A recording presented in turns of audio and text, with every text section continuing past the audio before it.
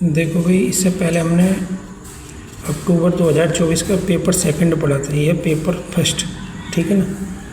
और मैं बता दूं कि आपकी जो डेट शीट है वो आ गई है भैया सब लोगों की।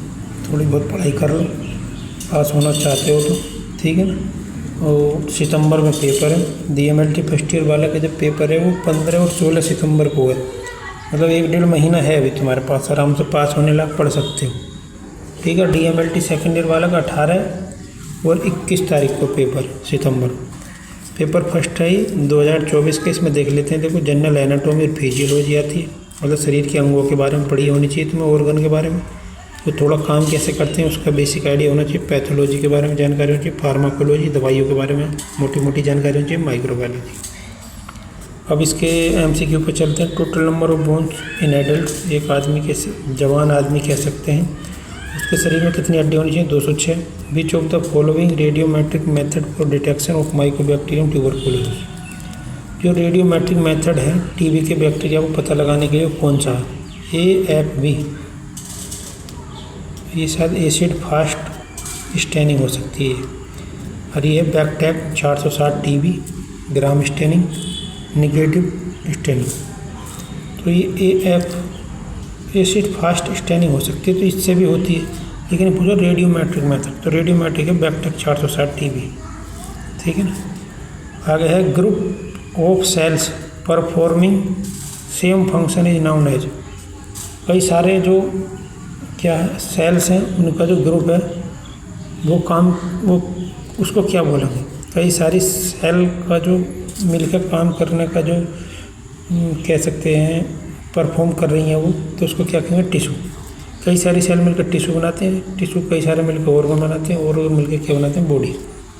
अब बॉडी वायरस की हो सके है, मतलब भेड़ बकरी कुत्ता जानवर आदमी किसी की भी हो सकती है। वायरस क्या है? ए सेल्यूलर, एक कोश की है, मतलब उनमें कोई सेल नहीं, कोई कोशिका नहीं। मिट्टी में पड़े तो ऐसे मरे हुए, तुम्हारे अंदर चलेंगे तो एकदम एक्टिव फॉर्म में हो जाएंगे, ऐसे समझ लो, ठीक है ना। तो उन्हें इस बात की कोई टेंशन नहीं है कि हम जंगल में पड़े, धूप में पड़े, मिट्टी में पड़े, नहीं, वो कहीं भी रह सकते हैं, ऐसे ही जिंदे रह लेंगे। और तुम्हारी बॉडी में आती है या किसी पक्षी की या जानवर की, या हो सकता है पेड़ पौधों में भी वो जाके एक्टिव हो जाए, कुछ ऐसे होते हैं, ठीक है ना।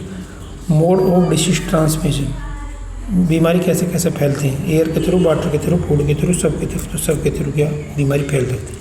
खाने में भी कुछ बीमारी फैल सकती है, गंदे भोजन है तो, पानी गंदा है तो, एयर में कुछ पोल्यूशन वगैरह तो बीमारी फैल सकती है। ट्रू फॉल्स में देख लेते हैं। ब्लड इज कनेक्टिव टिश्यू, ये सही है। कनेक्टिव का मतलब है जोड़ना। अब जो हमारा ब्लड है वो हमारे माइंड से लेकर पैर तक सब पूरी बॉडी में घूम रहा है, इसलिए इसको कनेक्टिव टिश्यू बोलते हैं, ऐसा समझ, ठीक है ना। अगर मान लो कनेक्टिव को एक फॉर एग्जांपल होता है, मान लो हमने पैर का अंगूठा काट दिया और वहाँ पे हमने कुछ ड्रेसिंग वगैरह नहीं करी, पट्टी नहीं करवाई, तो तुम लगा लो तुम्हारे जो दिमाग में खून है ना, अगर तुम 2-4 घंटा पड़े रहोगे तो तुम्हारे दिमाग का खून भी सारा अंगूठा के थ्रू निकल के आ जाएगा। तो क्यों आ जाएगा? क्योंकि पैर के अंगूठा का जो ब्लड है और दिमाग में जो ब्लड जा रहा है तो वो सब क्या एक दूसरे से कनेक्ट है। यानी कुछ सोचो, बड़ा हम अंगूठा काटेंगे तो अंगूठा के ब्लड निकलना चाहिए ना, पूरी बॉडी का ब्लड यहाँ को क्यों निकलेगा? इसका मतलब वो कनेक्ट है तभी निकलता है, इसलिए इसको कनेक्टिव टिश्यू बोलते हैं, ये बात ध्यान रखना, ठीक है। आगे है, अब जैसे बोन को तो हम कनेक्टिव टिश्यू नहीं बोल सकते, हालांकि बोन भी एक दूसरे को टच करती हैं, पर इतने भी टच नहीं करती, बीच बीच में गैप रहता है, घुटनों के बीच में साइनोवियल कैविटी रहती है जिसमें फ्लूइड भरा रहता है, तो वहाँ पे स्पेस है, इसका मतलब दोनों बोन एक दूसरे प्रॉपर टच नहीं है, ठीक है। इसलिए अब हम बोन को तो कह नहीं सकते, जबकि ब्लड को कह सकते हैं। ब्लड जो एक दूसरे से सारी बॉडी में टच है, फैला हुआ है, ऐसे समझ लो। Temperature used in autoclaving, autoclaving में जो टेम्परेचर है 121 होता है, गलत है, यहाँ पर लिख रहा है 221, जबकि इसको होता है 121। इसको 15 मिनट के लिए क्या है गर्म करते हैं, और कोई भी चीज़ हम क्या है ऑटोक्लेव कर लेते हैं, खासकर जैसे कि ओटी के जो इंस्ट्रूमेंट है उन्हें करते हैं ऑटोक्लेविंग के द्वारा। लंग इन्फेक्शन में कोच निमोनिया, लंग का जो इन्फेक्शन है वो कोच कर सकता है क्या निमोनिया? नहीं, ये गलत है। में भी आल्सो, ये वैसे सही भी हो सकता है, कुछ ही मैंने अपनी तरफ से लिखा, पर इसमें गलत लिख रहा है तो गलत ही बोला। लंग इन्फेक्शन में सकता है कोच कारण बन सकता है किसका, निमोनिया। या ऐसा हो सकता है निमोनिया लंग इन्फेक्शन का कारण बन सकता है, या लंग इन्फेक्शन की वजह से निमोनिया हो सकता है। इसके दो तरीके से हिंदी हो रही है, मेरी थोड़ी समझ से बात देख लेना यार, गलत है पर। ELISA test kit has been used for detection of antigen, तो ये सही बात है, ठीक हुई। एलाइजा की जो किट है ये क्या डिटेक्ट करती है, एंटीजन डिटेक्ट करती है, किस पर, वायरस, बैक्टीरिया या किसी भी micro organism.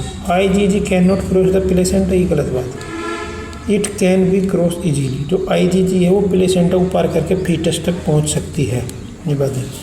Filling the blanks, खाली स्थान देख लेते हैं। Vaccine are used for prevention, vaccine are used प्रयोग होती है फॉर प्रिवेंशन, रोकने के लिए, फ्रॉम इन्फेक्शियस डिसीज या स्पेसिफिक पैथोजन या बीमारी को रोकने के लिए वैक्सीन जो है क्या है यूज की जाती है। ये कह सकते हैं इन्फेक्शियस डिसीज को रोकने के लिए वैक्सीन का यूज करते हैं। ये कह सकते हैं स्पेसिफिक पैथोजन को रोकने के लिए वैक्सीन यूज की जाती है। Organ help in urine formation is known as, वो ऑर्गन जो यूरिन या सुसु बनाने में हेल्प करते हैं उसको बोलते हैं किडनी।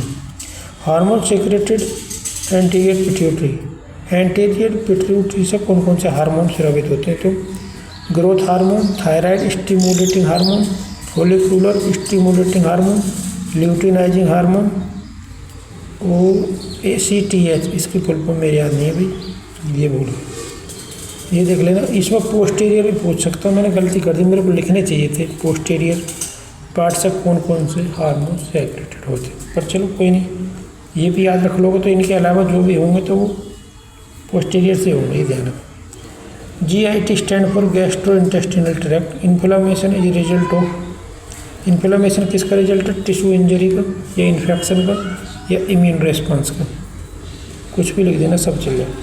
टिश्यू में इंजरी होगी तो इन्फ्लामेशन हो जाए, इन्फेक्शन हो जाए टिश्यू में तो इन्फ्लामेशन होगी, इम्यून रेस्पॉन्स कर रहा है हमारा तो इन्फ्लामेशन हो सकता है, ठीक है।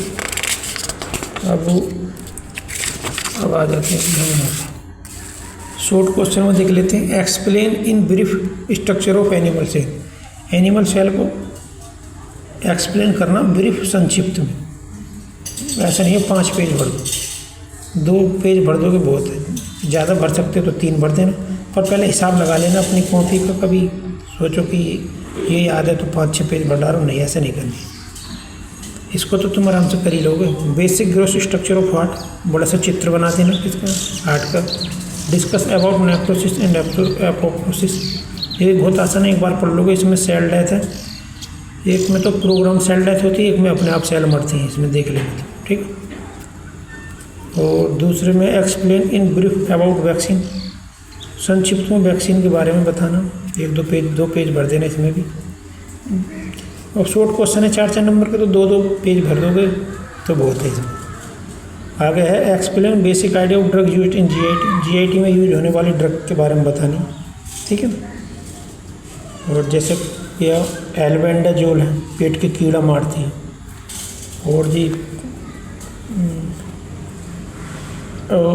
जैसे पेंटोप DSR के कैप्सूल रहते हैं गैस वाले, वो भी GIT में काम करते हैं, ठीक है ना, गैस वगैरह ना बने।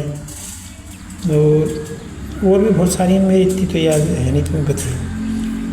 और आगे adverse effect and side effect of drugs, drug के साइड इफ़ेक्ट और एडवर्स इफेक्ट बताने, ठीक है।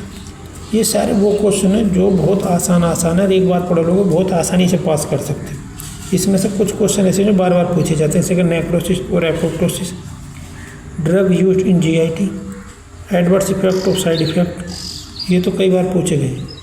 और ये जो स्ट्रक्चर ऑफ हार्ट है, ये तो तुम 8, 9, 10 से पढ़ते आ रहे हो, तो ये तो बना ही दोगे। सेल का और इसका, सेल का चित्र बना के उसके 2-4 अंगों के बारे में लिख देना, बता देना बस, ठीक है। माइटोकॉन्ड्रिया, सेल वॉल वगैरह ऐसे बता देना।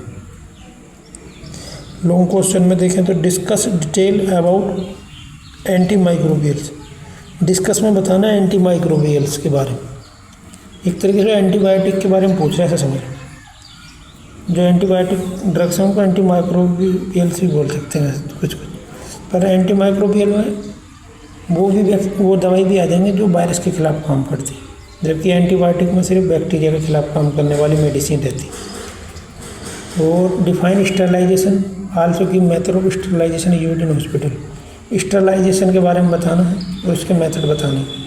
जैसे कि नेचुरल स्टरलाइजेशन, धूप की किरणें, सूरज की किरणें मतलब, स्टीम वाली, भाप से।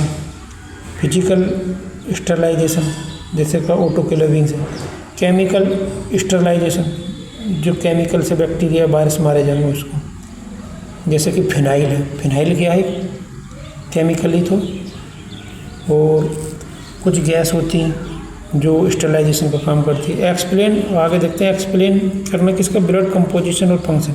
ब्लड किस किस से मिलकर बना, आरबीसी, डब्ल्यूबीसी, ये सब बतानी है, प्लेटलेट वगैरह, इनके काम बताने। डिटेल ब्रीथिंग मैकेनिज्म, सांस लेने की मैकेनिज्म बतानी है। डिफरेंट रेस्पिरेटरी वॉल्यूम, अंतर बताना है रेस्पिरेटरी वॉल्यूम से। TDS और कई सारे वॉल्यूम रहते हैं, मेरे खुद याद नहीं, 4 तरीके के रहते हैं। एक्सप्लेन फीमेल रिप्रोडक्टिव सिस्टम, बच्चेदानी, यूट्रस, अंडेदानी, ये सब बतानी है, इनके चित्र बताना, काम बताने। डिफाइंड जॉइंट्स, जॉइंट्स के बारे में बताना, कितने टाइप के होते हैं, इनका बेसिक स्ट्रक्चर और एग्जाम्पल के साथ बताना। ठीक है भाई, बस इतना ही है, ये बंद करते हैं वीडियो।